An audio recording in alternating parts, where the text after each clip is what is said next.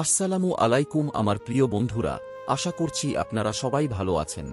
বন্ধুরা, আজকের ভিডিওতে আমরা প্রিয় নবী হযরত মুহাম্মদ সাল্লাল্লাহু আলাইহি ওয়াসাল্লামের শৈশবের কিছু অলৌকিক ঘটনা জানার চেষ্টা করব ইনশাআল্লাহ। হযরত মুহাম্মদ সাল্লাল্লাহু আলাইহি ওয়াসাল্লাম বর্তমান সৌদি আরবে অবস্থিত মক্কা নগরীর কুরাইশ বংশের বনু হাশিম গোত্রে জন্মগ্রহণ করেছিলেন। প্রচলিত ধারণা মোতাবেক ওনার জন্ম ৫৭০ খ্রিস্টাব্দের ২৯ আগস্ট বা ১২ই রবিউল আওয়াল বা আরবি রবিউল আওয়াল মাসের ১২ তারিখ। বিশ্বনবী হযরত মুহাম্মদ সাল্লাল্লাহু আলাইহি ওয়াসাল্লাম সর্বকালের সর্বশ্রেষ্ঠ শিক্ষক ও মহামানব। মুস্তাফা মুহাম্মদ সাল্লাল্লাহু আলাইহি ওয়াসাল্লাম যে সত্যই আল্লাহর রাসূল তা তাঁর শৈশবের অনেক ঘটনা থেকেই প্রকাশ পায়, যা কোনো সাধারণ শিশুর পক্ষে সম্ভব নয়।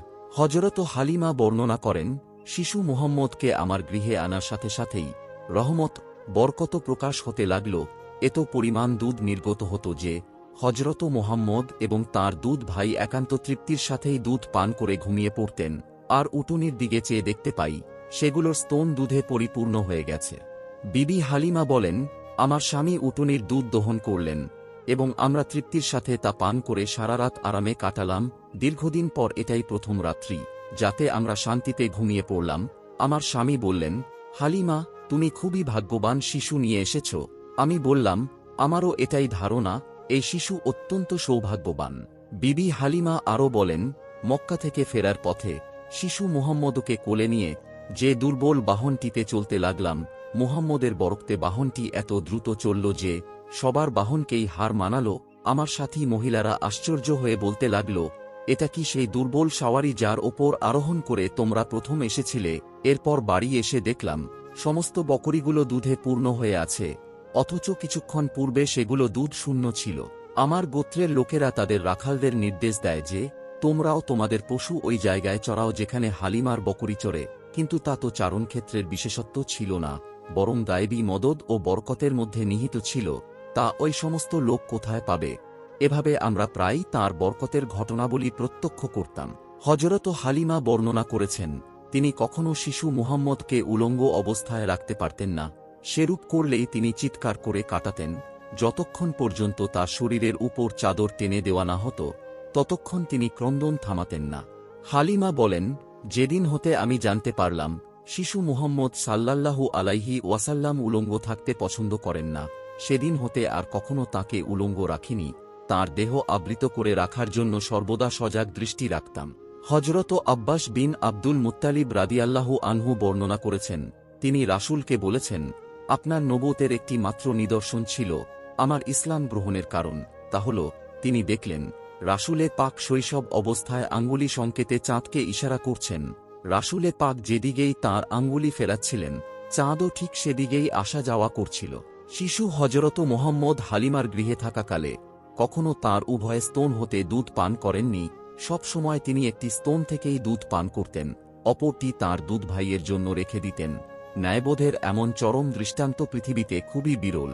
সত্যই এটা একজন মহামানবের পক্ষেই সম্ভব হতে পারে। শিশু মুহাম্মদের দ্রুত বর্ধনশীল দৈহিক অবস্থাও একটি লক্ষণীয় বিষয়। ২ মাস বয়সের সময় তিনি অন্যান্য শিশুদের সাথে হামাগুড়ি দিয়ে ফিরতে লাগলেন। ৩ মাসের সময় দেওয়াল ধরে হাঁটতে লাগলেন। যখন তার বয়স মাত্র ৫ মাস তখন বিনা অবলম্বনে হাঁটতে শিখলেন। ৭ মাস বয়সের সময় তিনি ফিরতে লাগলেন এবং মাত্র ৮ মাস বয়সের সময় তিনি কথা বলতে সক্ষম হন। তাঁর এই গুণগুলো নিশ্চয়ই তাঁর মুজেজার মধ্যে অন্তর্ভুক্ত এবং তিনি উম্মতে মুহাম্মদীর শাফায়েতের কাণ্ডারী। সারোয়ারে কায়নাত দোজাহানের সম্রাট রাসূল সাল্লাল্লাহু আলাইহি ওয়াসাল্লাম অতি শৈশবকাল থেকেই একান্তভাবে পাক এবং সাফ থাকতেন।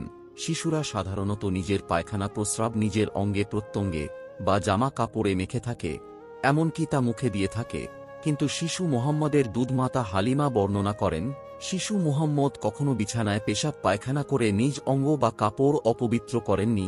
তাকে বিছানা থেকে উঠিয়ে দুপায়ের উপর দাঁড় করানো ব্যতীত কখনো পায়খানা পেশাব করতেন না, সাথে সাথে তাকে পরিষ্কার করে দিতাম। তিনি যে আল্লাহ তাআলার সৃষ্ট নূরের তৈরি মানুষ তাতে আমার কোনো সন্দেহ ছিল না। সুতরাং সর্বাবস্থায় পাক এবং সাফ থাকা তার পক্ষে অস্বাভাবিক কিছু নয়। মহানবী সাল্লাল্লাহু আলাইহি ওয়াসাল্লামের দেহ নূরের তৈরি বলে তাঁর শরীরের কোনো ছায়া ছিল না। মানুষের ছায়া কত ময়লা আবর্জনার ওপর পতিত হয়, কত পশু পাখি অথবা মানুষের পায়ের তলায় পতিত হওয়ার সম্ভাবনা থাকে, কিন্তু মহানবী হযরত মুহাম্মদের পবিত্র দেহের ছায়া এভাবে অপদস্থ হওয়া আল্লাহ তাআলার অভিপ্রেত নয়। এজন্য আল্লাহ তাআলা তাঁর দেহ ছায়াহীন করে তৈরি করেছেন। একই কারণে তাঁর দেহের ওপর কখনো মাছি বসেনি, কেননা মাছি অপবিত্র বস্তু হতে জন্ম লাভ করে, তাই মাছির দেহ অপবিত্র, তাই তা রাসূলে পাক সাল্লাল্লাহু আলাইহি ওয়াসাল্লামের শরীরে কোনোদিন স্থান পায়নি। হযরত মাইসারা ছিলেন হযরত খাদিজা রাদিয়াল্লাহু আনহায়ের দাস। তাকে হযরত খাদিজা রাসূল সাল্লাল্লাহু আলাইহি ওয়াসাল্লামের খেদমতে পেশ করেন। তিনি বিভিন্ন সময় বিভিন্ন অলৌকিক ঘটনা প্রত্যক্ষ করে বিস্ময়ে অভিভূত হয়েছেন। তিনি দেখেছেন, রাসূল যখন পথ দিয়ে চলতেন, তখন একখণ্ড মেঘ তাঁর মাথার ওপর ছায়া বিস্তার করে তাঁর সঙ্গে সঙ্গে ভেসে বেড়াত। মানুষের প্রতি প্রকৃতির এই যে অযাচিত অভাবিক কার্যকলাপ, এটা নিঃসন্দেহে রাসূলে পাকের একটি বড় রক মুজেজা, যা রাসূলের শৈশবকাল থেকেই লক্ষ্য করা যায়। উপরে বর্ণিত প্রত্যেকটি বিষয়ই রাসূলের শৈশবকালীন মুজেজা, তবে এগুলো স্থায়ী নয়। বিশ্বনবীর জীবনে শ্রেষ্ঠ মুজেজা হচ্ছে আল কোরআন, কিয়ামত পর্যন্ত স্থায়ী থাকবে। তাছাড়া আমরা ওনার জীবনী আলোচনা করলে দেখতে পাই, মহানবী সাল্লাল্লাহু আলাইহি ওয়াসাল্লামের পুরো সংগ্রামী জীবনটাই অলৌকিকতায় পরিপূর্ণ, যা ওনার নবুয়তের জন্য যথেষ্ট প্রমাণ বহন করে।